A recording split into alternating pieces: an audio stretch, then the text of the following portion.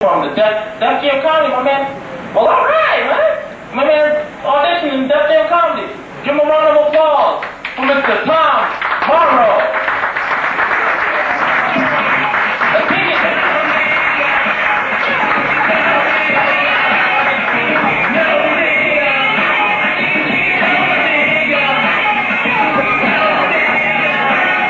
Good evening.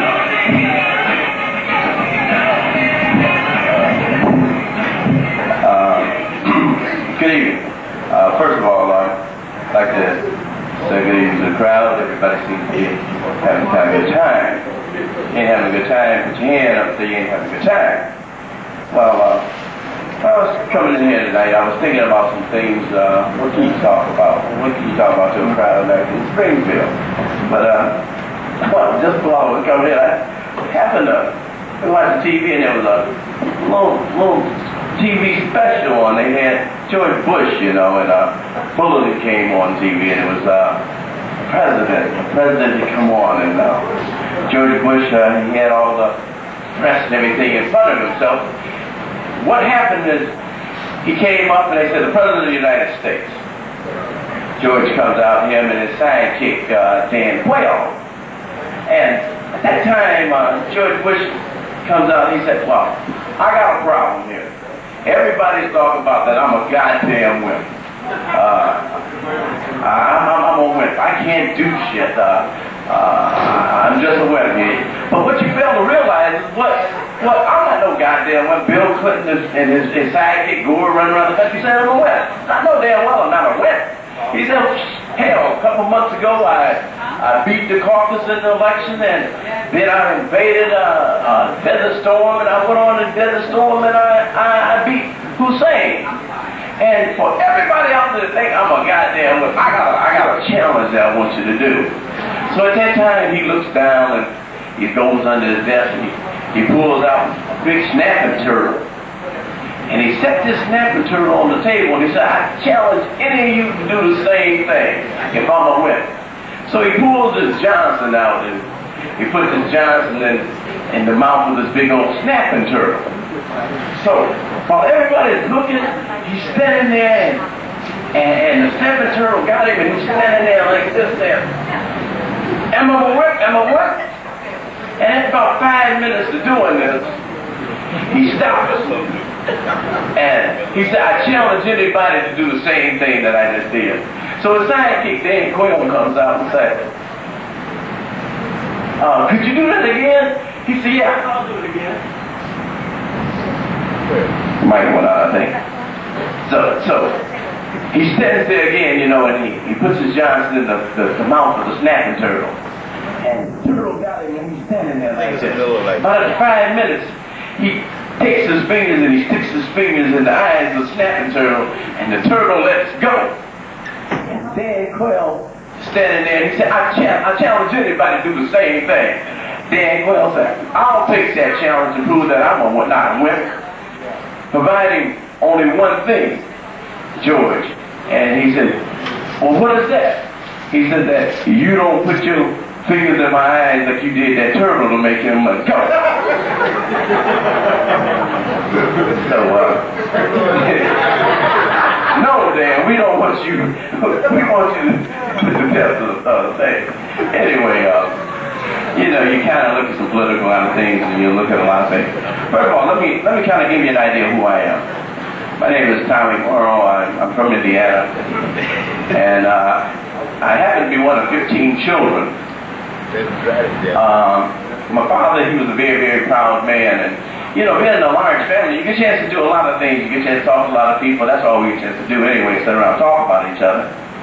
But something that was kind of very interesting to me was when I was growing up, one day, well, we didn't have no money, so we used to have to ride bus a lot. So what my father did one day was, he took us all out here, and me and him, we was on this little bus. So while we were riding down on the bus, well, I was sitting with my little fellow, and on the bus that day, there was a man on the bus, and the man was, every 15 minutes, he would move his head something like, you know, from side to side. So my father being that he was on the bus, he looked at the man was his head from side to side. So what happens after about 15 minutes of this, my father tapped the man on the shoulder and said, hey, could you tell me what seems to be the problem? And the man on the bus says to my father, he says, what you mean what's the problem? He said, my father said, well, I've been watching you for the past 15 minutes, and every 15 minutes or you stop, you kind of move your head from side to side.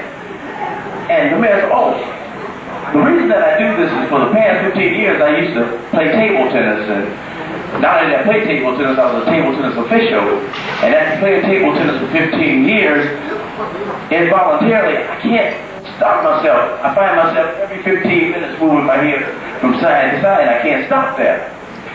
And my father looks at him and said, I can't believe that. And he said, why not? My father said, because I got 15 children, and every 15 minutes you don't see me going around doing this, you know. What my father was trying to say is that, you being from a large family, things don't have to be like they are.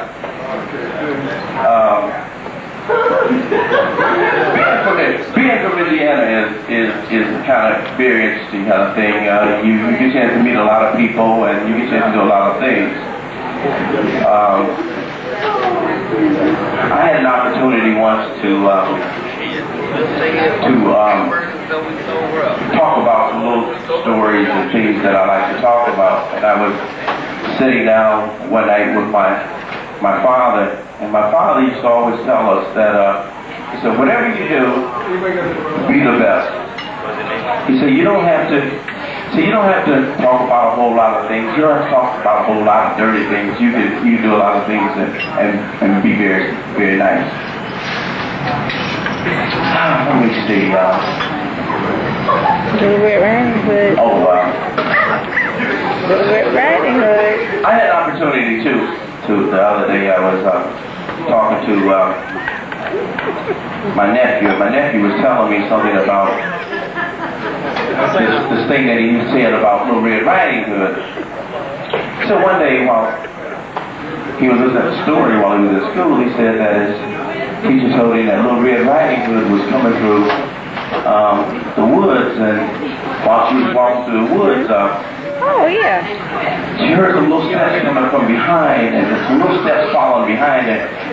And when she looked up, three little pigs teasing Little Red Riding Hood. And the little pigs turned around and said, how's business, what's going on? And Little Red Riding Hood said, what's the problem? She said, the big bad wolf been chasing us all morning. And what he said is that if he catches Little Red Riding Hood, he's going to fuck you up. Okay. So Little Red Riding Hood said, what? He said, well, if he catches Little Red Riding Hood, he said he'll fuck you up.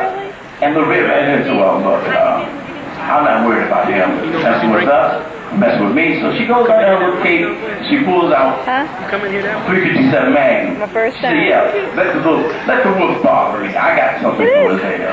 So she puts her 357 Magnum back in her pocket and she walks away. Then going a little further down through the woods, she hears these little steps following behind her. She turned around and there's three little pigs. She said, what's the problem? They said, well, the big bad wolf been chasing us all afternoon, and he said, Little Red Riding Hood, if he catch you, he said he'll fuck you up too. And Little Red Riding Hood said, well, yeah, let him bother me. And she goes on her little cape and she pulls out 357 Magnum and said, yeah, I got something for her. So she walks a little further on into the woods. About 10 minutes later, she goes around the corner. Up jumps the big bad wolf. Little Red Riding Hood. Didn't they tell you not to go to the woods, that if I caught you, I'm gonna fuck you up today?